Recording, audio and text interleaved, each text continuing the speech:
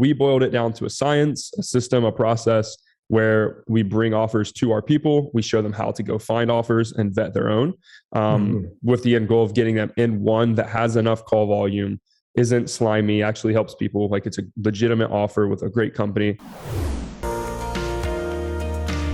So welcome back, everybody, to another episode of the Everything is Influence podcast. And on every episode, we take an amazing guest and we go through the 4 levels of influence.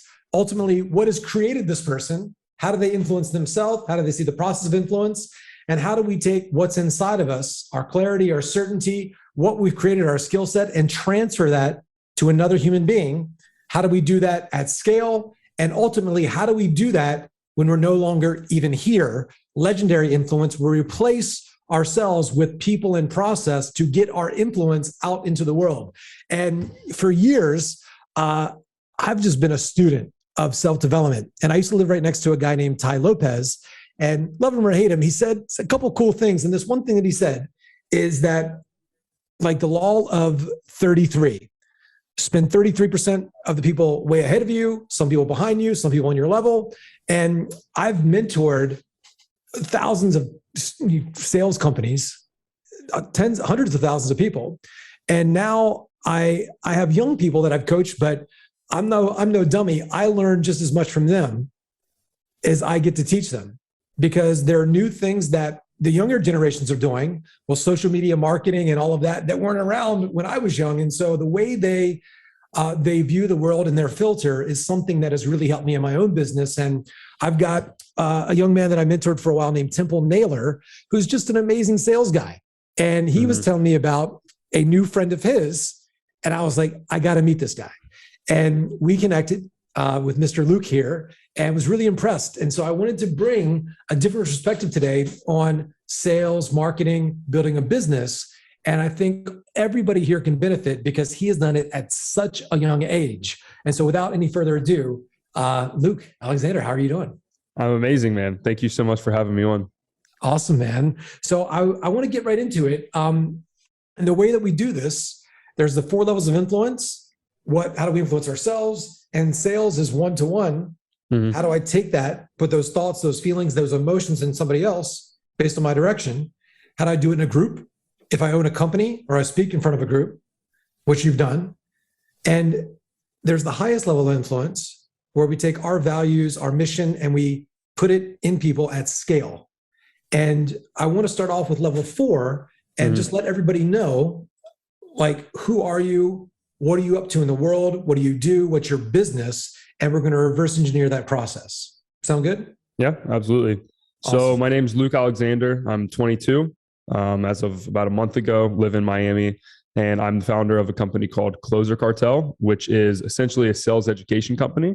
But we take things a few steps further, and we can get into that later. But that's what we're doing today. Okay, Closer's Cartel. And so this business that you have, what does the business do for people?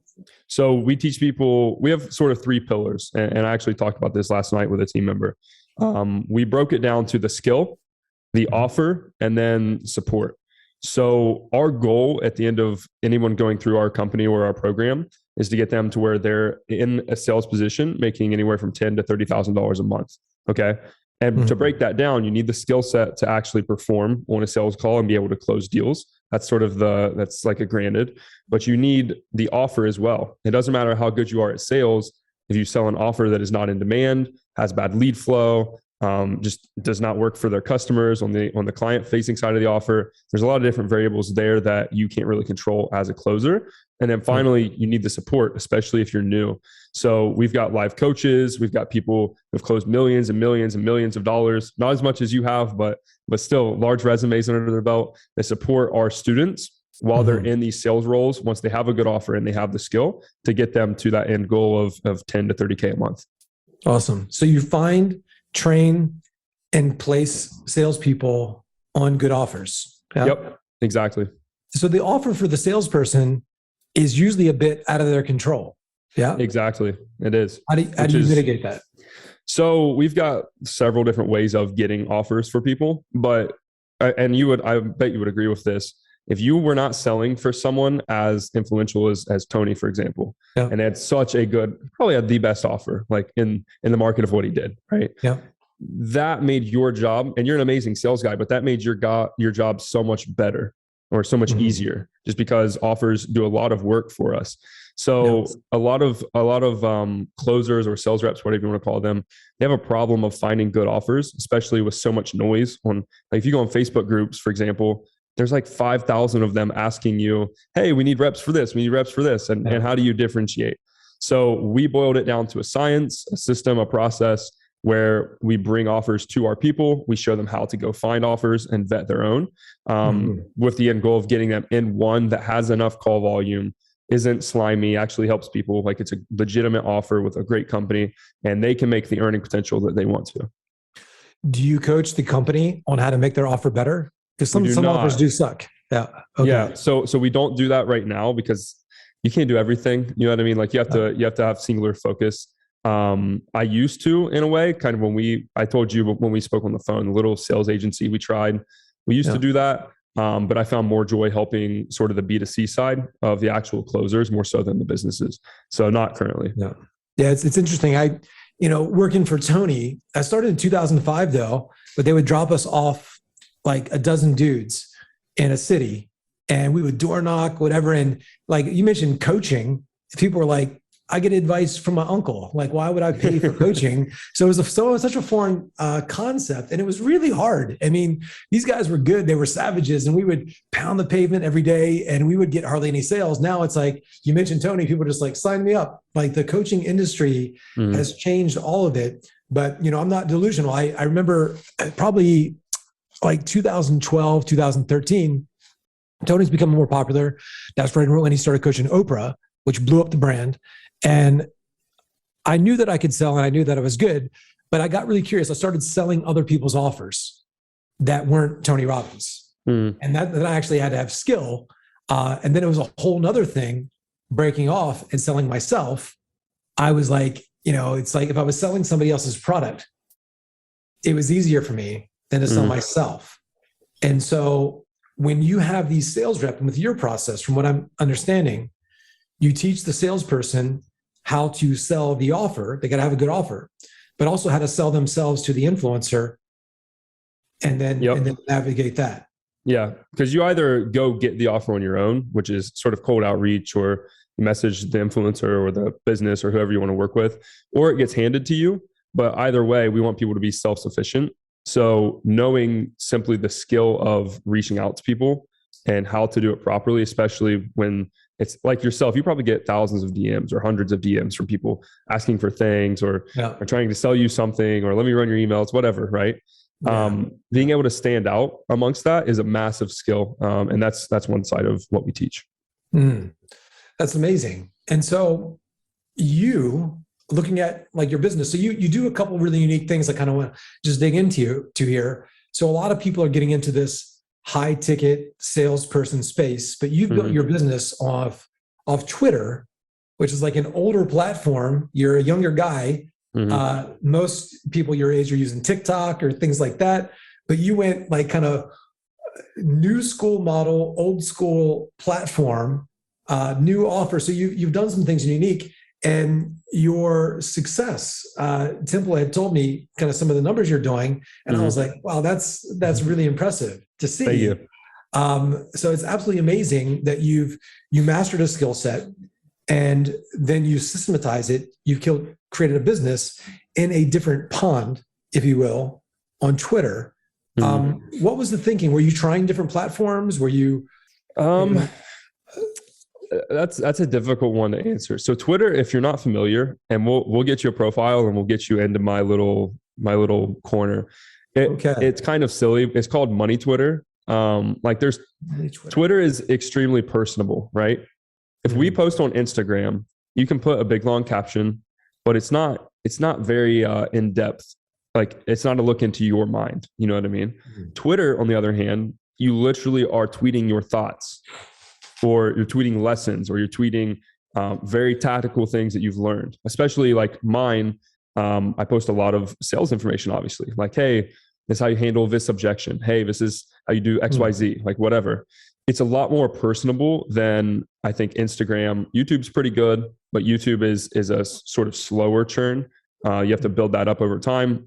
I've been doing YouTube for 2 years and we only have like 2,000 subs. So that's taken a while. You can do longer form content on YouTube, but it's like 140 characters on Twitter. Yeah. Yeah. And you put enough, or do you put links in there? Well, you can do what's called a thread, and kind of just like extend it, but it's just a more personal look at your mind. You can't fake Twitter, which is what I love. And I think that's why we've grown so fast.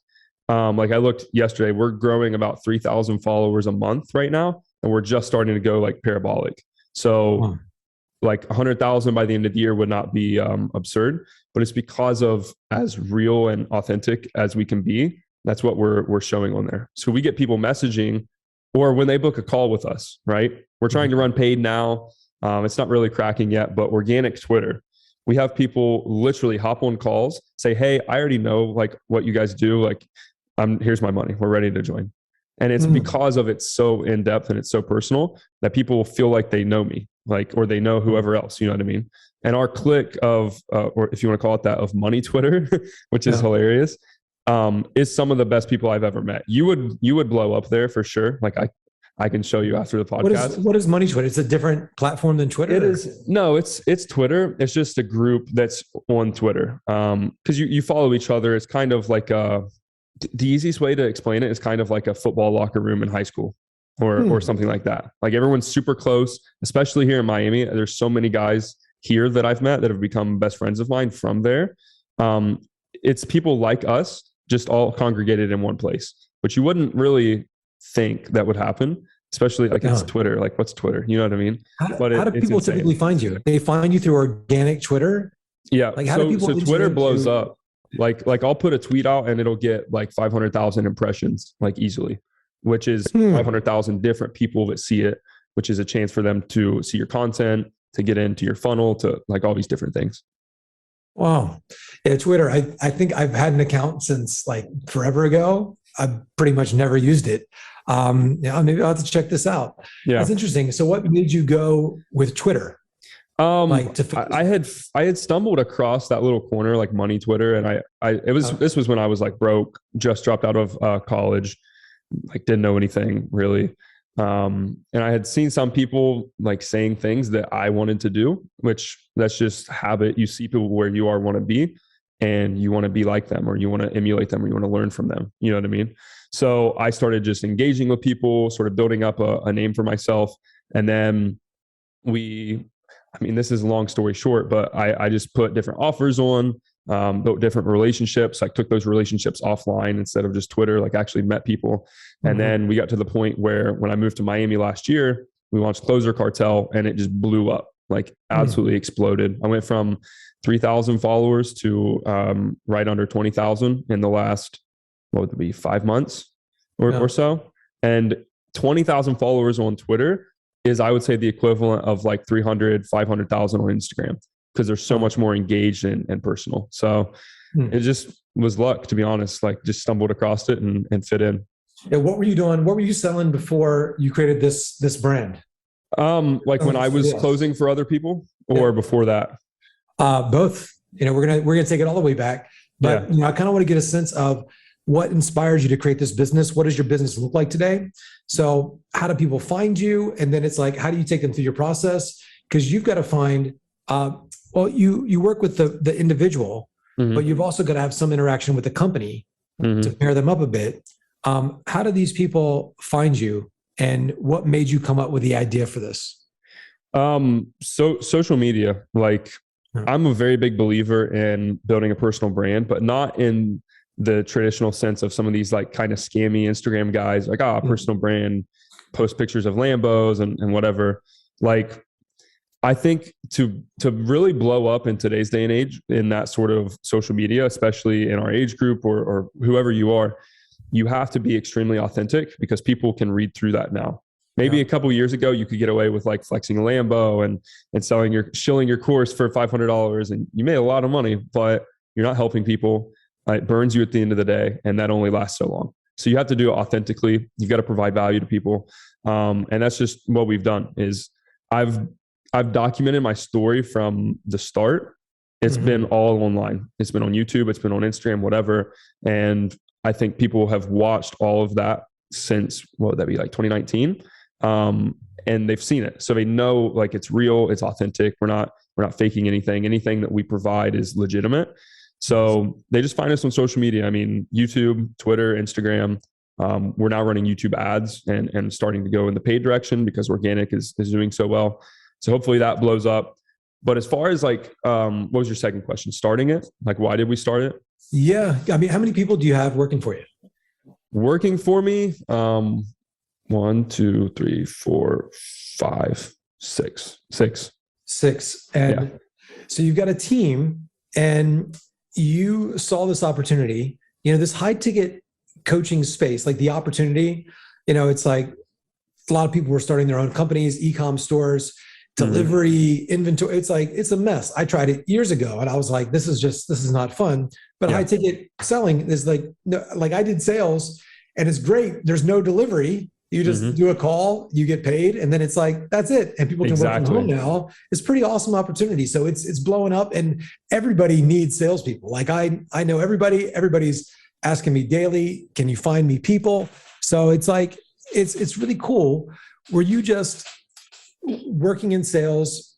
You decided to create your own company because you saw a problem? Like how did it? Both. So you answered two of the questions actually, or two of the problems that I saw already. There's no delivery.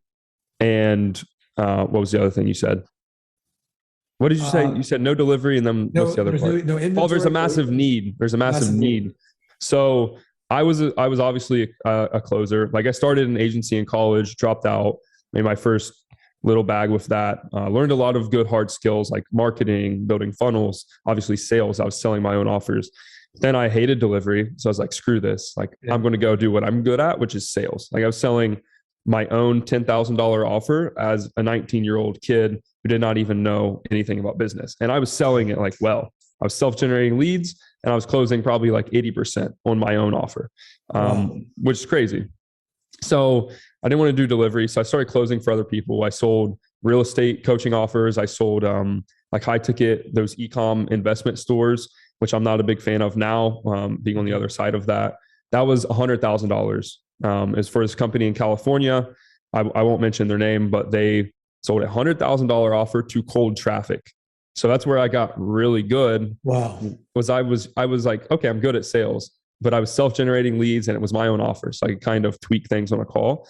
Then I started selling $100,000 offer to cold traffic with no business. Like you could Google us and there was really nothing online.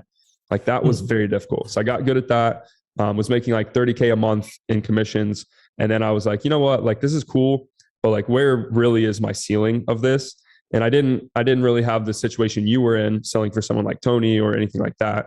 So I wanted to do more. So I was like, what are my options? It's either a sales agency or what's something else we can do within the realm of sales. Tried the sales agency. Again, the same problem. Yeah, I'm dealing with delivery. I'm dealing with businesses that I did not think were as good at business as we were. Like they didn't understand their own offers and things like that. And I didn't want to have to coach another business and then get our reps opportunities. And it was just too much. So when would this have been? Like summer of last year, I kind of sat down and was like, okay, where can we go? And I was like, why don't I just help other people do what I did? Like I literally went from welfare to living in a penthouse in Miami because of sales in 3 years. So why don't we just help other people get into sales and do it the right way? Like not the scammy, like there's some people online that sell high ticket closer certification stuff. Like that's very scammy. How do we do it the right way? So that was what we did. We started it. I saw a massive need. There's a big wave of these social media marketing agency people that have failed building an agency because it's just simply not what it's sold to them as. You know what I mean? Like you mentioned Ty Lopez. I think Ty is a brilliant marketer. He's one of the greatest marketers of our time. But the whole social media marketing agency thing worked when it first came out because it was new. Businesses didn't know. But now businesses have been hit up by 1 million of you guys and they know this is like a complete bullshit. Like we don't want to do this. Yeah. So what do you think all those kids do? Like they got to do something. They're not going to go back to a job. They're already exposed to business. So I figured sales, similar to what I did, screw the delivery, go learn the best skill on earth and make 10 to 30K a month. So that's the opportunity we saw. And then you're right, businesses have a massive need of sales reps, which is another thing we're getting into. But yeah, that's long story short. Yeah. How did you get good at sales so quick? Just reps. Like I was literally working, like when would I wake up? Like 7 a.m., 6 a.m. I'd wake up and I was on the phone until like 11 at night because different time zones. I was on Eastern time. So I would have calls with guys in West, what's it called? PST, Pacific time. We'd have calls over there and they were high level business guys, like that 100K cold traffic offer. There was an investment that wasn't like a coaching or anything. So the people that I was selling to were very sophisticated. They were very intelligent. They were typically like millionaires. So you couldn't bullshit these people. So I had to learn like a very direct, like get really good at sales or you're not going to win in this sort of game. And that at that point was like back against the wall. It was sales. If I didn't succeed in sales, I didn't know what I was going to do because I shut down the agency. You know what I mean? Yeah. When I first got my first real job selling, I was selling dental products over the phone to dentists.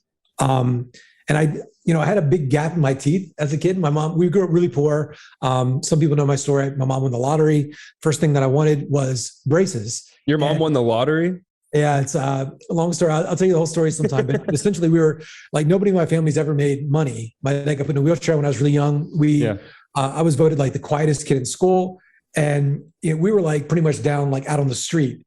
And my mom comes home one night. It's this whole dramatic story, but she won $7 million. So she gave away most of it. But for us, it was like obviously a miracle.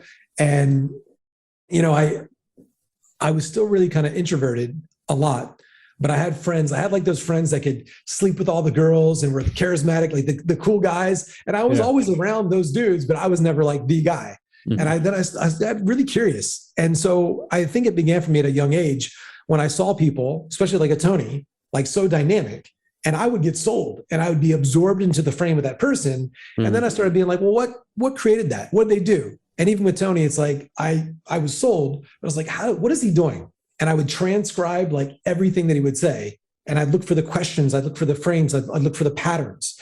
And eventually when I got braces, I noticed that I had closed the gaps in my teeth. So I wasn't as insecure around my mouth, but I still had the pattern in my psychology, my physiology. So when I spoke on the phone, I would mumble. And I remember, so we've all had the opportunity to have our sales calls listened to. And when you have somebody, like we were doing sales coaching for a while, and I'd take somebody like yourself and I'd listen to their sales calls with them.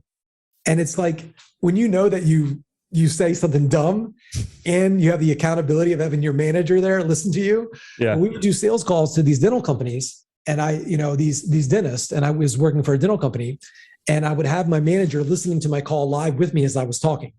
And sometimes they didn't understand things that I said. I wasn't articulating my words. And so, or I mumbled or something was off and it didn't land. And they introduced me to the book Spin Selling.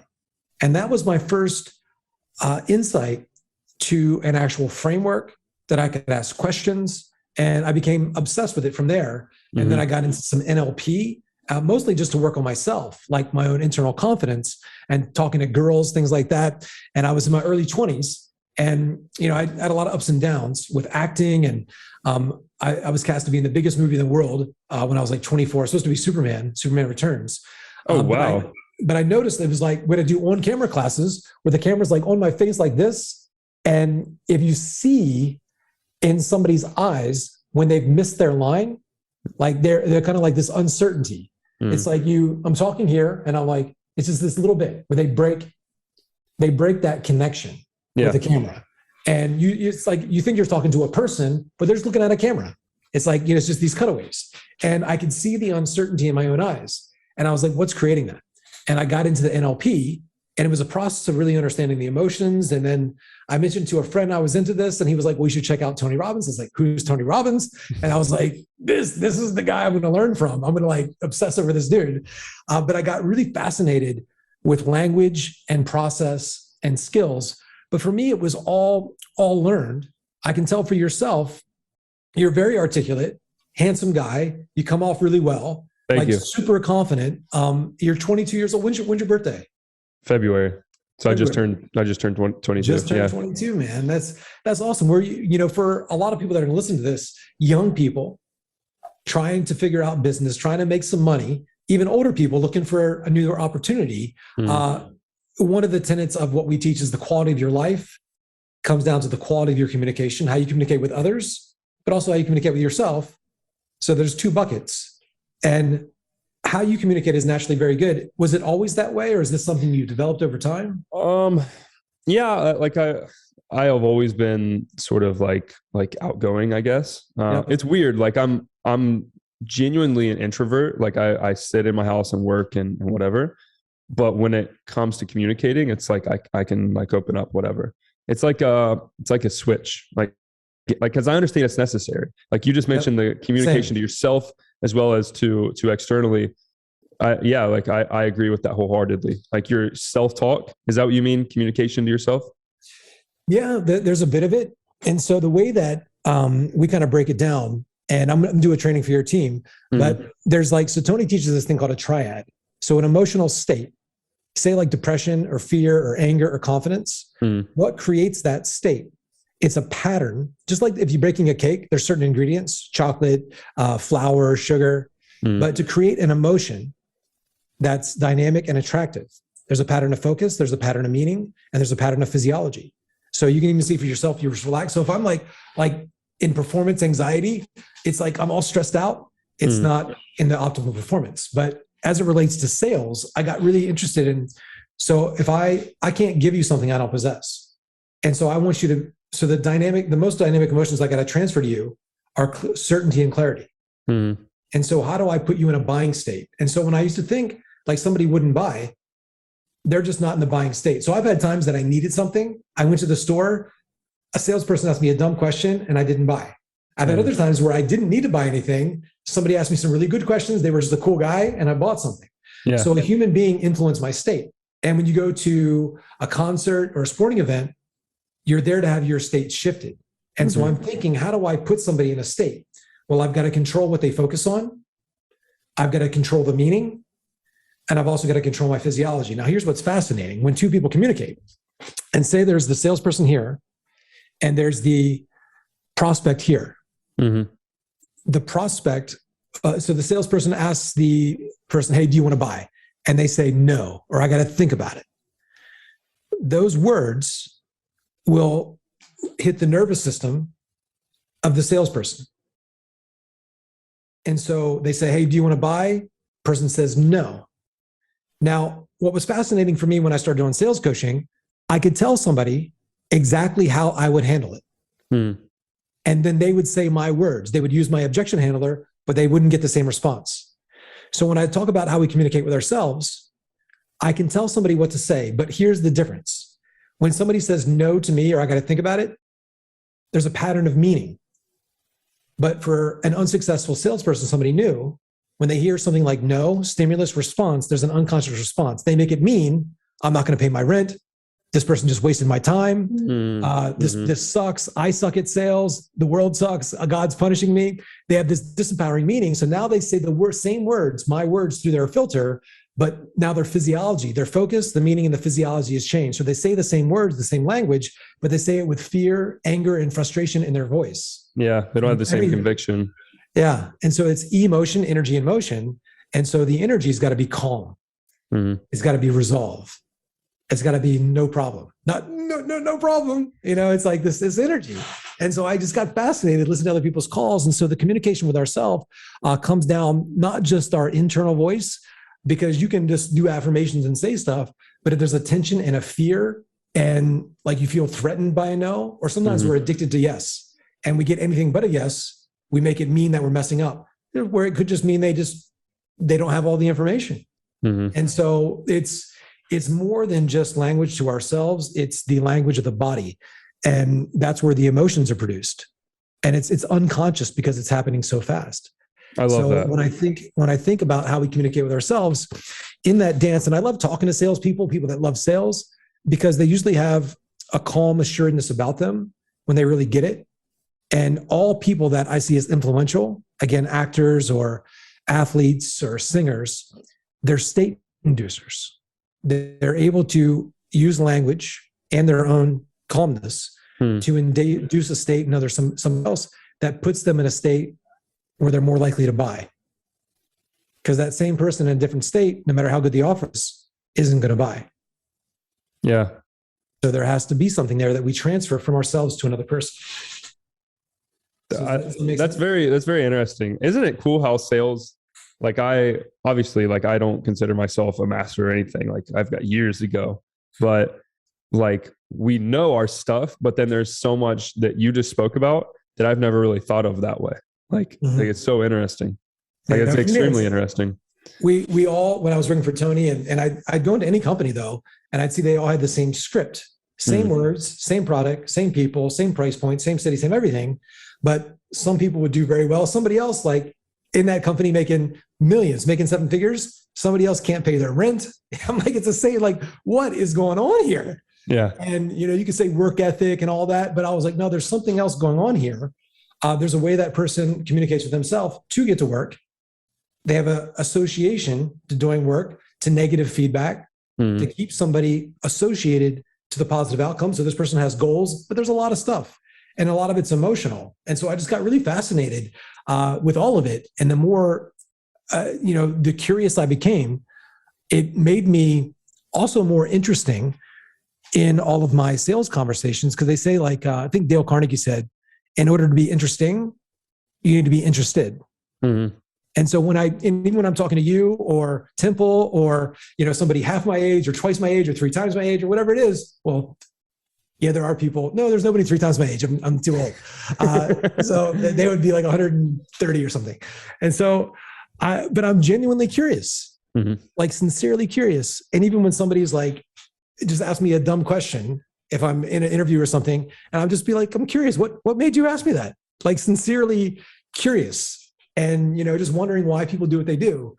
And that level of fascination, I think, really helps. And Tony's obviously very good at it, but the person we often talk about modeling is Bill Clinton. I say, love him or hate him, politically, he's a great communicator. His different tonalities. Yeah. Yeah. And he has a way of connecting. Nobody connects. And you see some of the interviews where he's being challenged. He's sincere, he's warm. And so when somebody's performing really well, and this is what we're digging into with you, and I'm about to ask you some of these questions, so I'm providing some context. When somebody's performing really well, it could be a skill set that they acquired, but there's a belief system. So all human behavior is belief driven. Like if I, believe this can quench my thirst, I'm going to drink it. But if I don't, I'm not going to. So my belief shapes my communication. So with Bill Clinton, for example, he connects so well. What beliefs does he have about people that allow him to be so dynamic? So his 2 beliefs are this: what I'm saying right now is the most important thing in the world. It's a big deal. And you are the most important person that could be hearing it. And because he believes that, other people believe it and they feel special, and he connects. So when you see somebody, you're like, oh, what's the tonality or what's the language? Is because we look at scripts in sales, and when you see new salespeople, they're always their first question, well, what do I say? And the script, but I'm like, well, 2 people can use the same script, very different result. It's how you say it. Maybe there's something else. Yeah. And what determines how we say it, it's what we believe about what we're saying. Is this full of shit? Am I full of shit? Do I not like this? What do I believe about the person? If I believe they're a waste of my time, if I believe they're being difficult, if I believe this person's a jerk, if I have a negative belief, a negative meaning attached to my activity, I'm not going to be connected to it. And so I'm always looking at what's the psychology that drives behavior. And it's not just what do I say?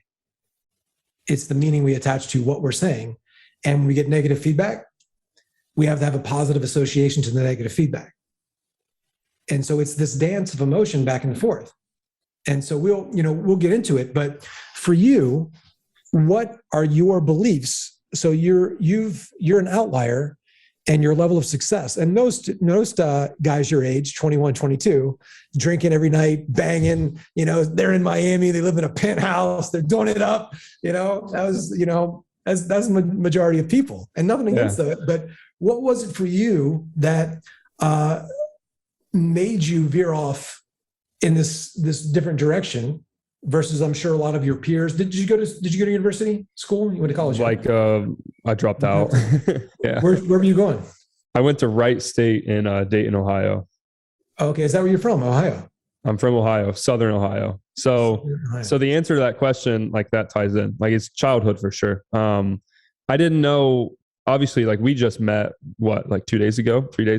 So I didn't really know your background until this morning when I was watching stuff. We have very similar backgrounds, which is very interesting, as does Temple, which is why Temple and I literally are the same person. Like we had the exact same childhood. We had the exact same, like it's scary, but that's what it was. Like my like principles are derived from experience, obviously, of childhood, like growing up poor, the whole sob story that a lot of us have, you know what I mean? And that's it. Like, I just I don't get fulfillment from going and partying.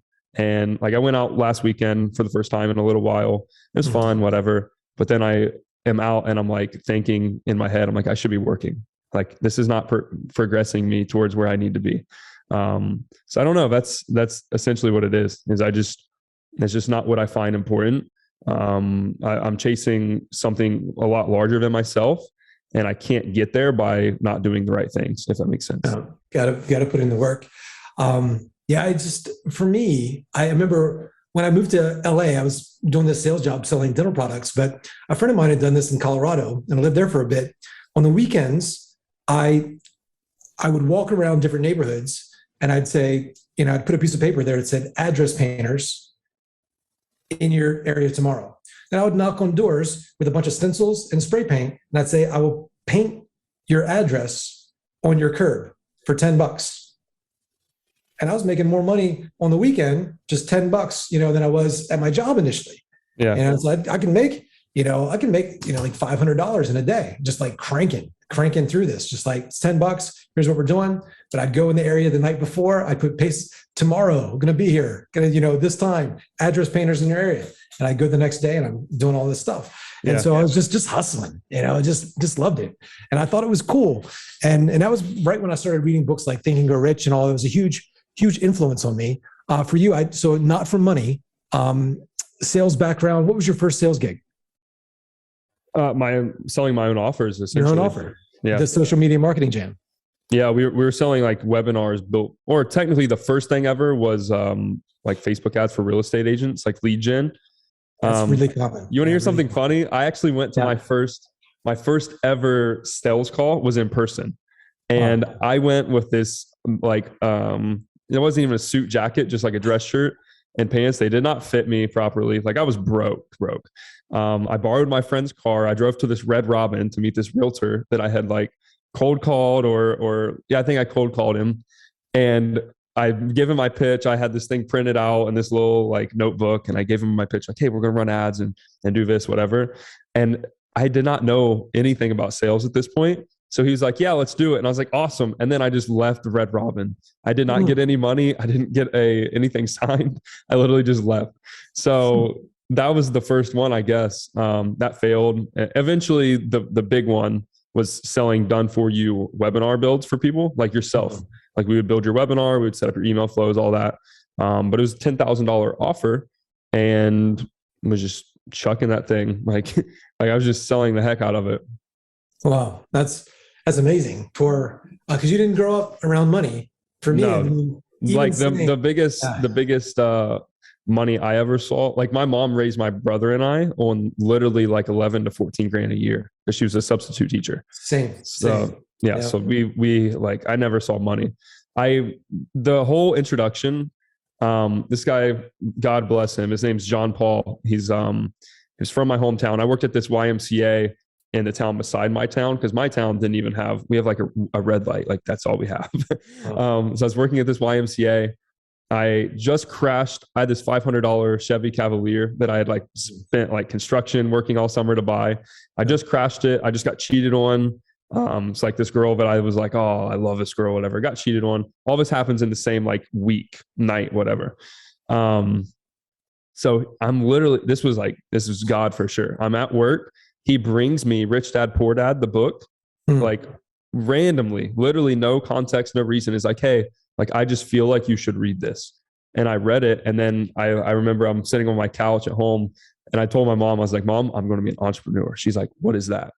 And looking back, like, I don't know how we're here. You know what I mean? Like, I didn't even know what business was. I didn't know how money worked, any of that. So I don't know. Yeah. How do you think you've gotten this success so fast, more than people 10 years older than you? It's just relentless. Like, even if I'm not doing anything like actively working, it's in my head. Like, I think the law of attraction stuff is extremely real because I've seen it and I feel it. And I've literally had deja vu moments where I'm like, oh, like, I know exactly what's about to happen. I can't explain it. Like, it sounds like woo woo, whatever, but I don't know. There's part, and this sounds extremely egotistical, and I understand that, but there's part of it, like, I feel like I'm kind of chosen to do this. And then there's part that I'm just like, I will do whatever I have to do to get to where I want to go. So I don't know. It's God for sure. I'm very blessed. Yeah. Yeah. What is so it's interesting. So this is what you've done. It's how you see sales, hard work ethic. You're driven.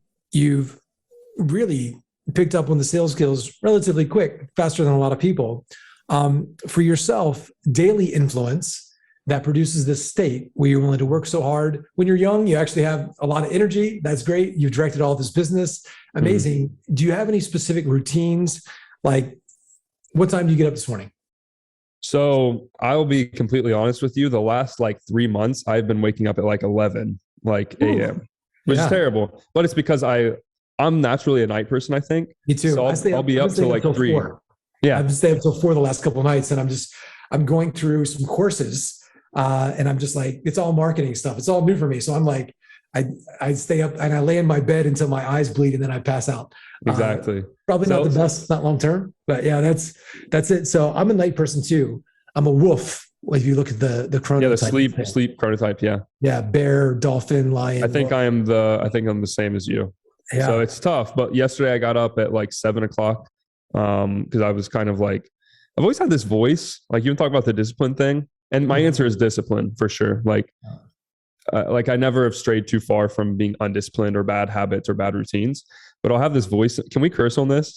Yeah. Okay. I'll have this voice in my head that if I'm not doing the right thing, I swear it's literally like stop being a bitch. Like, get up, go do what you got to do, go to the gym, I do MMA like 3 times a week. It's like, go fight, go to the gym, go do whatever. So I was waking up at 11, but now we're back on the routine because the voice started to wake up. Yeah. Yeah. It kicks in sometimes. That's our higher self. What'd you have for breakfast this morning? So I had protein pancakes and organic maple syrup. Yeah. Okay. Yeah. You seem pretty healthy. Oh, for sure. Like, I take the health very seriously. Like, I don't eat seed oils. I don't eat any processed stuff. I got to, luckily, and this is a big thing, like for young people or anybody listening to this, one of the highest ROI things you can spend your money on when you first come into making money is a good meal prep service, because it saves you a ton of time. Like, I don't cook and I have like extremely healthy food prepared. So it's like grass-fed, grass-finished ground beef, chicken, rice, sweet potatoes, protein pancakes. That's it. Yeah. Yeah. It's like health is, because I would see Tony at these events, and Tony be on stage some days 14 hours in a day, 6 days straight. And I was like, how's this guy doing it? It's oxygen, it's water, it's alkalizing the system, having healthy cells, because your cells need to detox as well. Mm-hmm. And if you're putting lots of toxins in, then your energy just shuts down. Yeah. Your process for sales, because you've created this state, you're relentless, you're focused, you're doing the thing. The process of transferring what's inside of us, thoughts, feelings, certainty, to another person. Were there specific sales books for you? Were there, anything like scripts? What are some sales? Okay. I should ask this, what are some tactical tools, language patterns, whatever, that you think have helped you become more effective?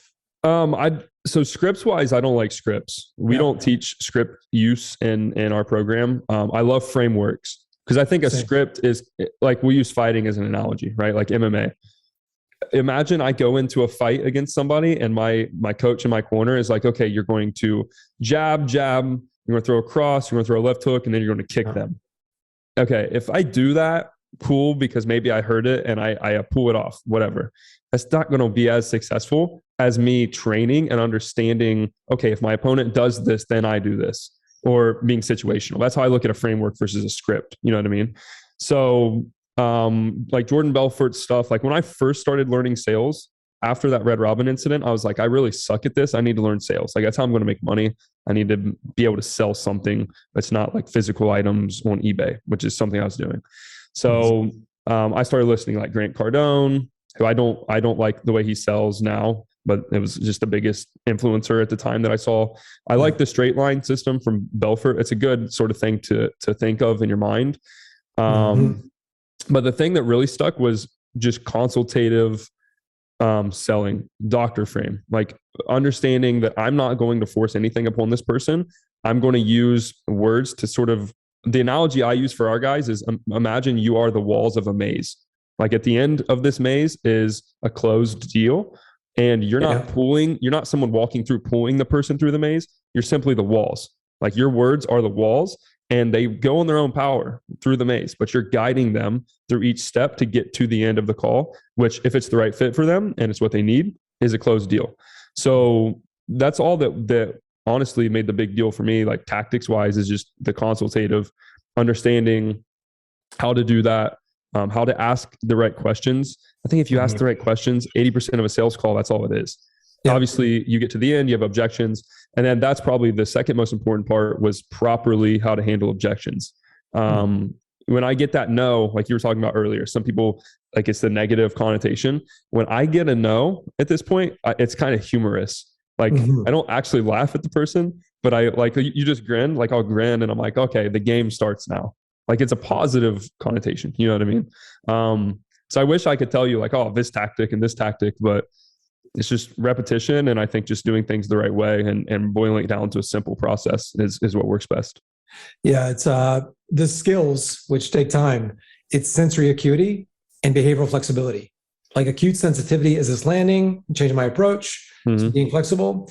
And it's such an important kind of visual concept for people. You know, the maze, I love that. I'm the walls and just directing them. And so I always tell people initially when I train companies, first 4 things you need in this order. It's belief, like a conviction that their life will be better off with versus without. So certainty, and I've had presentations that I did because I would go to companies to sell salespeople. And by the way, people don't go to work to buy stuff. They go there to make money. So they were already resistant to me. And so I had 45 minutes or an hour to get people to give me like 4 or 5 days of their life and money they didn't have. And so I had to really show up, and I could see they all had a negative association to me. But when 2 people meet, the person that's more certain will influence the other person. So they were all certain, and you could see in their physiology, they had a belief that said, I don't need to hear what you have to say. But I was like, wow, this person really needs to hear what I have to say. And they don't like me now, but they're going to spend enough time with me. They're going to like me. We're going to be friends. So I could see the end result, them smiling, they filling out the contract, them loving it. And so I could see that in my mind. And I was like, well, how do I navigate there? And because I believed that version existed, I had a target and everything moved in that direction. And I would change some things and be funny, be humorous, ask these questions, dig in, move the group, get them interacting, all these things to shift their state. But I was really clear. And despite the feedback, I know that every no person has a yes person inside of them. And so I even say things tactically like, well, I'm sure there's a part of you, the same old part of you that got you to this place is stuck. But I'm willing to bet there's another part of you that's hopeful and positive. And as I talk to you about that part of you now that truly believes in what's possible, what would that person say given an opportunity? And so it's like I'm separating parts of themselves. I'm getting them to associate with what's possible instead of, and I'm also associating negativity or pain associated to the beliefs and thought process that got them to a place they don't want to be. And so it's a pattern that's got you here. And by the way, right now you already have the perfect strategy in your business and your life to get you exactly where you are. And so the question is, do you want to stay where you are, or are you open to doing something different so you can have a better quality of life? because you've already got, it's like you've already got the perfect process to keep you stuck exactly where you're at. However, if you do want more, that's going to require some training. And so it's like these little things that I would do to really help me out. And people could say, okay, that makes sense. So there's the logic and the emotion. Can't just, jump up and down and get people, all that is the emotional stuff, or just ask all these intimate personal questions like, hey, how's that impacting you? There has to be some strategy there. So this is amazing. So I always love digging in a little bit. Want to be respectful of your time. Is there I've got all day. We can do this forever. I got another thing too, but I want to just ask you, are there any questions about sales, building a business that I didn't ask you that you think that I should have asked you or could have asked you that you think would benefit the folks listening to this? Because there's a lot of salespeople, business people, a lot of young people are going to listen to this from our audience because you've done so much so fast. What would you tell people that are on the journey? What are the mistakes that you see them making? What should people do? Obviously be relentless, get in sales because it's a master skill that you need for everything. Absolutely. What do you think helped you get there? What would you tell people on their path right now? I think everybody, like, this one's like very cliche, but you don't actually fail until you give up. Like let's say, obviously this happened fast in relative terms. I started technically 2019, dropped out of school. This is when I actually was like, okay, full-time business. So it's been what, 3 years, 4 years? Because this started 2022. So 3 years. If you look at someone's success and you look at like our numbers and whatever, you're like, oh, this dude's killing it in 3 years. Oh my gosh. The success really didn't come that much until this last year. So that means there was 24 months before that happened where stuff was like rough. Like I'm struggling. I've had failures. Like I've like all kinds of crazy shit happen. And most people, I feel like, give up during that and they never get to actually see their effort compound, which is when you actually get returns, whether you invest or it's your time as the investment or your skill or whatever. So I think that's the number one thing. Obviously sales. Hopefully if they listen to this, they're already in sales. If not, I don't care if you become a closer. I don't care if you sell your own offer. Learn sales, understand more than just like I'm selling something. Learn how to sell yourself. That was the biggest thing that got me from where I was to where I am now, is I could sell not only things and offers and products, but myself. So I got mentors, it's relationships like with very, very high level people. It's because you can sell yourself. If you can do that, your life is going to be on easy mode, genuinely. Like there's not much else. I don't know. I mean, genuine or general advice of just life, just be relentless, work hard, do the right thing, be a good person, which sounds very cliche, but I think principles like that are overlooked a lot. Principles are what like your foundation is built upon. And if you have a bad foundation, you can't build anything else. You know what I mean? So it might be boring, like, oh, I'll be a good person, but like actually think about it. Are you a good person? Do you add value to everybody's life? Do you do people dirty in business? Do you scam people? Like that stuff catches up with you. Like the universe has a good way of humbling people that deserve it. Yeah. So you got to do the right thing, but I don't know. That's a very broad question, and there's a lot there, but I hope that helps. Now, well, where can people find more about you? Obviously, the money Twitter. Where can folks find out about you if they're interested in sales and all this stuff and making some money? So social media, Luke Alexander with 2 X's. I've bought the handles on everything. So that's my same name on TikTok, Twitter, Instagram, YouTube. CloserCartel.com. We have a really cool free training that is not like a massive sales pitch. It genuinely, if you're in sales, but you're not in the sort of sales that we're in, or you hate the offer you're selling, or you're in a 9-to-5 corporate type of sales environment, or you just are not making enough money, we'll show you exactly what we do and how you can do so. But yeah, that's about it. Awesome. Yeah, we'll put this in the show notes, and we'll put some detailed notes here. So I got a lot of insight out of this. So Mr. Luke Alexander, thanks so much for taking this time. And for everybody listening, thank you so much. We'll see you very soon. Take care.